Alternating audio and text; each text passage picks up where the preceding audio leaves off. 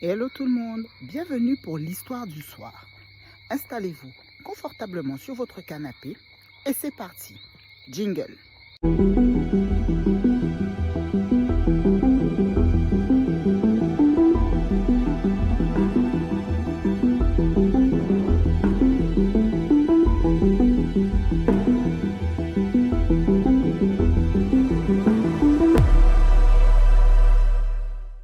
L'abonné raconte, il y a 5 ans, j'habitais dans une maison avec jardin. Quand j'ai emménagé dans cette maison, j'ai pris le soin de purifier cette maison. Cependant, quelques temps après, j'ai commencé à ressentir des choses bizarres, comme des présences dans cette maison. Je suis en couple et j'ai un enfant de 3 ans et mon conjoint travaille beaucoup. J'avais comme cette impression que des ombres passait dans mon dos. Je ne sais pas pourquoi, mais je ressentais vraiment ce côté où je n'étais pas seule. Il faut savoir que depuis petite, je ressens les choses bizarres de la vie. Les soirs, je ferme mes fenêtres, mes rideaux, tout. Mais bizarrement, je ne regarde jamais par la fenêtre. Comme si quelque chose me disait qu'il ne fallait pas que je regarde. À l'arrière-cour de la maison, il y avait notre machine à laver. Et je ne sais pourquoi, je n'allais jamais dans cette partie de la maison. C'est monsieur qui faisait la lessive. L'arrière-cour donnait sur la fenêtre de la chambre de mon fils et de la mienne.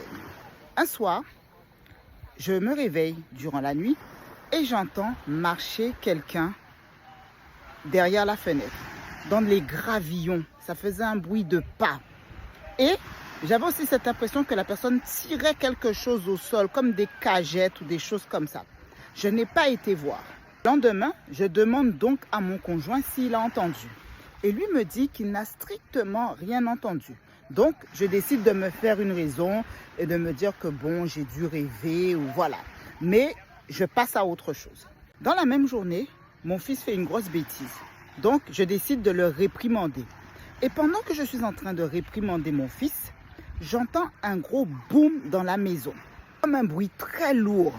Et là, tout d'un coup, mon fils a un petit singe qui parle. Le petit singe arrive, allumé, se dirige vers nous. Et le singe dit, viens jouer avec moi. C'est un petit singe que mon fils a, mais il faut l'allumer pour qu'il fonctionne. Et là, le singe a avancé devant nous en nous disant de venir jouer avec lui, alors qu'on n'était pas à côté de lui et alors qu'on ne l'a pas allumé. J'ai rapidement pris mon fils dans mes bras. Et j'ai crié dans la maison, je suis chez moi ici, qui que vous soyez, vous êtes priés de vous en aller. Et ensuite, j'ai pris le singe et je l'ai foutu à la poubelle. À partir de là, mon fils faisait des terreurs nocturnes. L'enfant ne dormait plus. Entre minuit et 3 heures du matin, l'enfant faisait des cauchemars, il était agité. Ce soir, je vais faire dormir mon fils.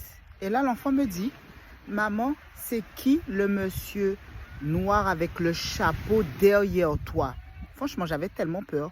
Je n'ai pas osé me retourner. Je ne me suis pas retournée et j'ai juste dit à mon fils, mais non, t'inquiète pas, maman est là et maman te protège. Ensuite, je pars dans le salon. Mon conjoint me regarde bizarrement. Je ne sais pas ce qu'il a, mais il était bizarre. Mais bon, moi, j'ai mis ça sur le dos de la fatigue. Je n'ai pas calculé. Au moment d'aller dormir, il faut savoir que la chambre de mon fils et ma chambre sont en enfilade. Ça veut dire que pour rentrer dans ma chambre, je suis obligée de passer par la chambre de mon fils. Nos chambres sont juste donc séparées par une porte que je laisse toujours ouverte. Quand je décide de me coucher, j'entends quelqu'un respirer super fort. Et ce n'est pas mon mari et ce n'est pas mon fils parce que les deux ronflent à un point qu'ils pourraient déplacer la maison. Force, au bout de quelques mois, on décide de déménager. Et là, mon mari m'apprend que la maison a été construite sur une ancienne chapelle, que les personnes invoquaient des esprits et tout, et que dans ces esprits-là, il y avait un homme qui portait un chapeau. Je ne me rappelle plus trop comment on est arrivé sur cette conversation, mais ce que je peux dire, c'est que je n'ai jamais parlé à mon mari du soir où mon fils m'avait dit qu'il y avait un homme au chapeau derrière moi. Que le soir, ce truc-là s'asseyait dans la cour du jardin et que dans cette fameuse cour, il y avait plein de choses qui étaient enterrées en dessous.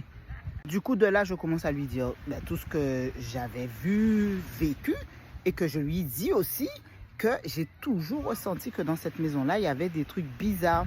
Du coup, maintenant, au moindre pressentiment que j'ai de bizarre, c'est pas pour Bibi.